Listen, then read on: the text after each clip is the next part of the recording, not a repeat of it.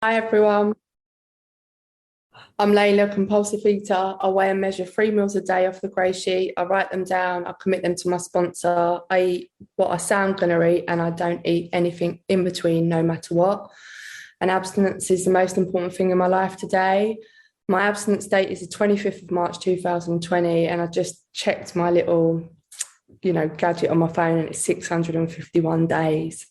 And yeah, you know what? I can even feel myself getting a bit choked when I think of that because I still can't believe that I don't wake up hating myself today, that I can live life in between meals, that I've got freedom from compulsive eating. And I just feel like my life isn't ruled by food, diets, thinking about the size of my thighs or my arms or by the bathroom scale.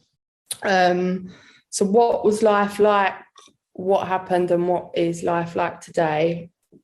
Um, for me, it is a bit hazy, like I haven't sort of done a timeline, but I know from the age of about maybe 13 or 14, I think is when I first started toying with diets and maybe starting to feel that I was not attractive and overweight, and I just feel like it was all a bit downhill from there. And I feel like from that age, from maybe the age of 13, 14, right up until I come into Grey Sheets, that I basically spent all that time. I'm 39 now. So from 13, 14 to 39, I just basically spent all that time. My whole life was governed by diets. And that's all I could think about. And I really believe looking back that when I got to a certain weight, things would change, that I'd suddenly start wearing, all these beautiful clothes that I had in my wardrobe, or like I would live this life where I'd be smarter, I'd wash my hair more regularly. I don't know what it was, but, it was like this, it was just all going to be very different when I was at this perfect weight and I was slim, and,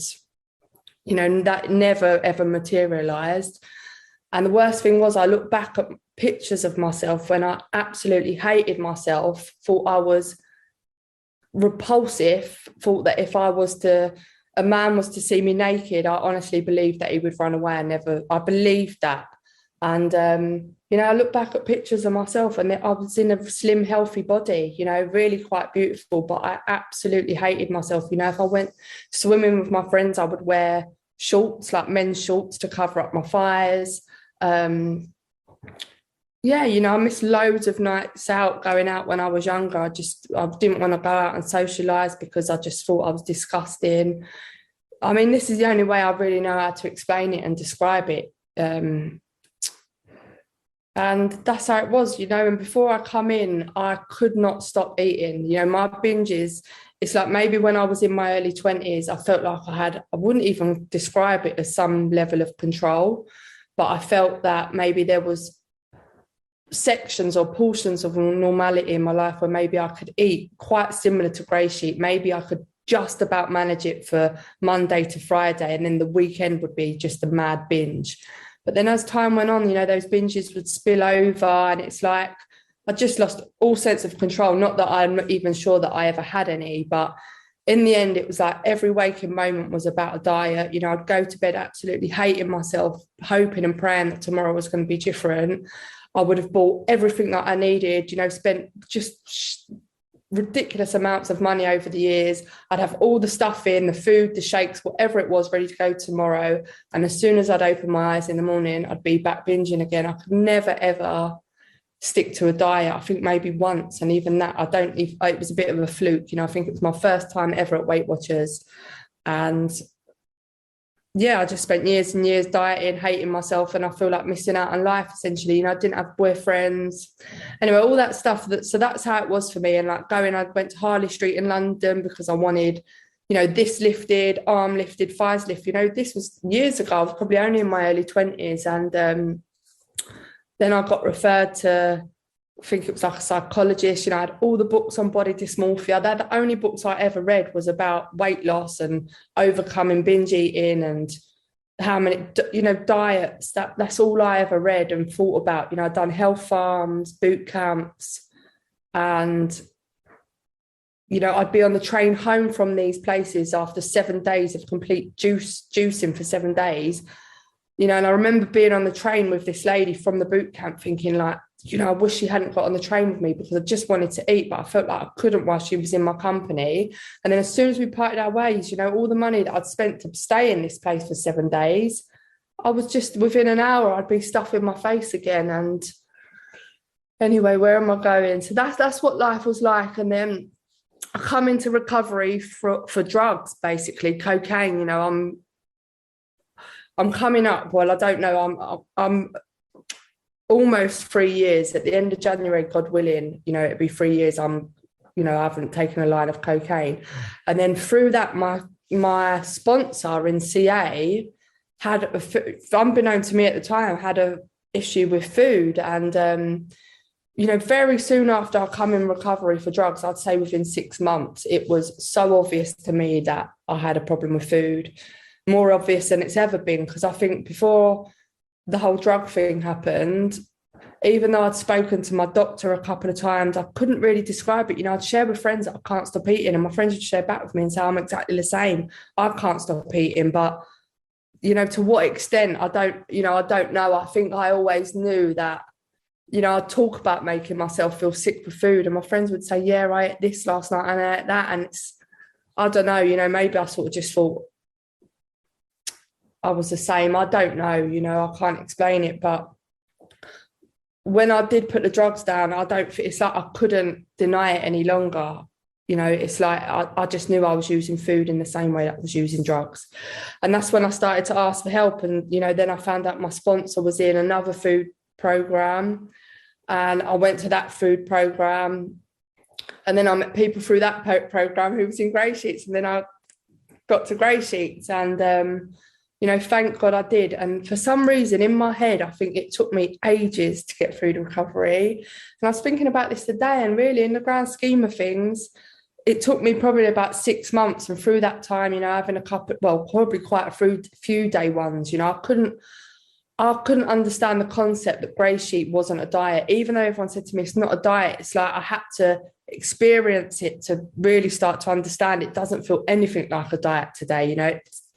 I don't feel at all like I'm on a diet, the complete opposite, in fact. But to begin with, my mindset was still very much that GreySheet was a diet, and it was all about weight loss. And anyway, I just didn't get it for whatever reason. I think the bottom line is I wasn't using all the tools, and I'd go out and then I'd go back to the old fellowship. I think I might have even gone back to Weight Watchers a few times, but I always got some instant relief from GreySheet. I always got a day one, I'd get 14 days, I'd get 10 days. And to be honest, my experiences, I don't know why, but almost instantly I felt that obsession lifted, from the moment that I committed and genuinely in my heart committed my meals to my sponsor. It was like I just didn't want to eat no more. I wanted to eat my GreySheet meals. And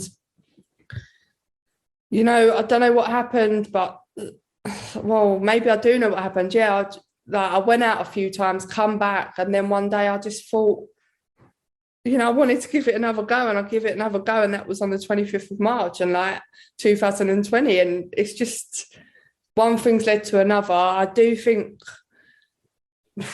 I'm just trying to, articulate what's maybe been different this time. And I don't know, maybe I have used the tools more, maybe I do think, my sponsor early on was really hot on, phoning people, and she'd ask me, and got to a point, I don't know why again, but I just couldn't lie. So it was almost like, for me to be able to tell the truth to my sponsor, I had to do what she said. And it was a bit like, that's exactly how it was. So I'd call the 3 people, and if I didn't, the next day I'd have to call 6, and I wasn't willing to lie anymore. So I'd call 6 people, and in the end, it just become easier to do the work, say I'd done it, and then it just become easier and easier, if that makes sense. Or maybe, I don't know, it did become easier. I feel like things have got easier. I do still sometimes resist, but generally speaking, it's easier. I just do it now. And, that's it. One day become 2 days, and then, I'm 651 days. It's just an absolute miracle, blessing. I cannot do it alone, So I'm just trying to think what else I want to say. What life is like today. well, you know, from doing this stuff, so I've gone through the steps in GreySheet, I've got a sponsor in GreySheet, I commit my meals in GreySheet, I'm completely honest around my food, you know, like my head is still nuts if I'm honest, like, you know, as soon as I get a thought, and it could be like, I just feel like at the moment I've been weighing my food, and I spoke to my sponsor about this yesterday. Thank you, Nancy, acknowledge, thank you very much. You know, I still go through these little, like, I don't know if you call them rough patches, but I just go a bit nuts around the scales that I weigh my food on. So like, I can see the 4.0s. I know they're exact. I know they're perfect. But I still believe somewhere deep instilled in me is still this little voice in my head that says, Layla, you're a liar and you're not really doing this. So I have to phone my sponsor and say, honest to God, I swear to you, the numbers are right on the scales, but I just feel like I'm going, you know, I've taken my stuff, even after seeing the 8.0, I'll take my stuff off and reweigh it. And then that's causing me more angst. But I know through my experience of being in GreySheets, it does pass. And I'm just having a couple of days where that happens, you know, and I talk to my sponsor about it, everything about the food. As soon as I get a little bit of a niggle or a conscious thing in my belly or a thought, I would rather pick up the phone and tell someone what it is, no matter how stupid I sound. It just stops the whole noise in my head. And in fact, not even 9 times, 10 times out of 10, the person on the other phone goes, don't worry, I know exactly what you mean. And that's it. It's done. It's over with. And I can go back to peace, serenity, yeah, and living my life. And, you know, there's so many things I feel like I can't even really put into words what GreySheet recovery has given me. You know, I'm so grateful for my CA recovery. I feel like if I didn't have that, I wouldn't have this. But the GreySheet it's completely different in so many ways. I still feel stuck, you know, even though I put down the drugs, like how could I be free when I, you know, had all this stuff with food going on?